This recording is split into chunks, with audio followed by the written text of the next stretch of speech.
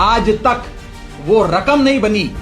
मैं साफ तौर पे कहना चाहता हूं, आज तक वो रकम नहीं बनी और वो शख्स पैदा नहीं हुआ जो राघव चड्ढा को, आम आदमी पार्टी को या अरविंद केजरीवाल को खरीद ले। मैं साफ तौर पे अपने विरोधियों को कहना चाहता हूं। कहते हैं राजनीति में न कोई स्थायी दोस्त होता है न दुश्मन, बस एक वॉशिंग मशीन होती है जो वक्त आने पर सब कुछ साफ कर देती है। और लगता है आज उसी मशीन ने एक और बड़े चेहरे को रिफ्रेश कर दिया है। आम आदमी पार्टी के पोस्टर बॉय और राज्यसभा में अपनी तेज तर्रार आवाज के लिए जाने जाने वाले राघव चड्ढा ने आखिरकार सियासत के सबसे बड़े स्विच बोर्ड पर हाथ रख दिया है। झाड़ू को किनारे रखकर अब उन्होंने कमल थाम लिया है और इस एक फैसले ने दिल्ली से लेकर पंजाब तक की राजनीति में हलचल मचा दी है। नमस्कार, मैं हूं निखिल और आप देख रहे हैं बीबीसी राजस्थान। हाल ही में हुई एक प्रेस कॉन्फ्रेंस में राघव चड्ढा ने औपचारिक तौर पर खुद को भारतीय जनता पार्टी के साथ जोड़ लिया। आम आदमी पार्टी का साथ छोड़ते हुए उनका अंदाज पूरी तरह बदला नजर आया। उन्होंने फिल्मी लहजे में कहा, मैं उनकी दोस्ती के काबिल नहीं था क्योंकि मैं उनके गुनाहों में शामिल नहीं था। यानी कल तक जिस पार्टी के लिए वो खुलकर आवाज उठाते थे, आज उसी में उन्हें सिर्फ गुनाह दिखाई दे रहे हैं। चड्ढा ने अपनी पुरानी पार्टी पर भ्रष्टाचार के गंभीर आरोप लगाए और खुद को गलत पार्टी में फंसा सही आदमी बताया।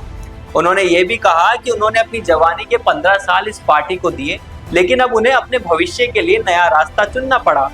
सवाल यह है कि क्या यह बदलाव सिद्धांतों का है या सिर्फ सियासी गणित का? दिलचस्प बात यह है कि राघव चड्ढा इस सियासी सफर में अकेले नहीं है। उनके साथ आम आदमी पार्टी के दो और बड़े नाम संदीप पाठक और अशोक मित्तल भी बीजेपी में शामिल हो गए हैं। इतना ही नहीं, चड्ढा ने दावा किया है कि उनके साथ कुल 7 राज्यसभा सांसद पार्टी छोड़ सकते हैं। इन नामों में हरभजन सिंह, राजेंद्र गुप्ता, विक्रम साहनी और स्वाति मालीवाल जैसे चेहरे भी चर्चा में हैं। इस पूरे घटनाक्रम पर आम आदमी पार्टी की ओर से कड़ा रिएक्शन सामने आया।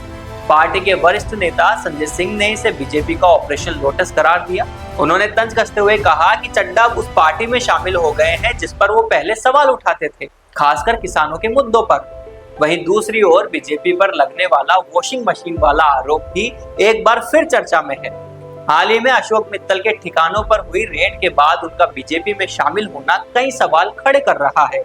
सियासी गलियारों में लोग कह रहे हैं कि रेड से डरने की क्या जरूरत जब कमल का साथ हो। अब सबसे बड़ी चर्चा यह है कि क्या राघव चड्ढा को पंजाब में बीजेपी का मुख्यमंत्री का चेहरा बनाया जा सकता है? 2027 के चुनावों को देखते हुए बीजेपी और कांग्रेस दोनों ही आम आदमी पार्टी को चुनौती देने की रणनीति बना रही है और ऐसे में एक लोकप्रिय चेहरे की तलाश जारी है। कुल मिलाकर अरविंद केजरीवाल की टीम का एक अहम खिलाड़ी अब विपक्षी टीम की जर्सी पहन चुका है। अब देखना दिलचस्प होगा कि पंजाब और देश की जनता इस फैसले को गद्दारी मानती है या इसे राघव चड्ढा की नई शुरुआत के तौर पर स्वीकार करती है। फिलहाल के लिए इतना ही। ऐसे ही तमाम अपडेट्स को देखने के लिए देखते रहिए बीबीसी राजस्थान।